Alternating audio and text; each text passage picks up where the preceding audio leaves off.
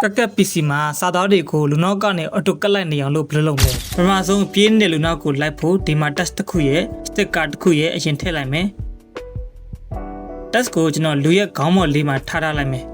ပြီးတော့ရင် test layer ကို select ပြီးရင် tracking နဲ့ကိုသွားဒီမှာ motion tracking ဆိုတာလေးရှိရဲ့အဲ့ဒါလေးကိုနှိပ်လိုက်ရင်ကျွန်တော်တို့ tracking ပေးဖို့အတွက် box လေးတစ်ခုရောက်လာလိမ့်မယ်အဲ့ဒါကိုမှကျွန်တော်တို့က tracking မှတ်ချင်တဲ့လူနဲ့ fit ဖြစ်အောင်လို့အခုလို adjust လုပ်လိုက်မယ်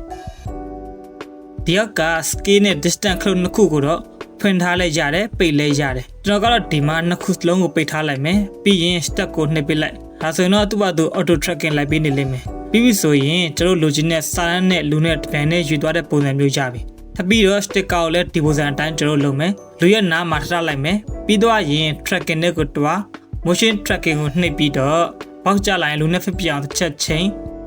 ပြီးတော့ step နှိပ်ဒါဆိုရင်တော့ကျွန်တော် sticker ရောစာရန်ရောလူနောက်လိုက်နေတဲ့ပုံစံကိုရပါပြီနောက်ထပ်လောက်ခိုင်းစီခြင်းတဲ့ jewelry တွေရှိရင်လည်း comment မှာရေးပေးခဲ့ပါဒီနေ့အတွက်တော့10မိနစ်စာအတင်းပဲဖြစ်ပါတယ်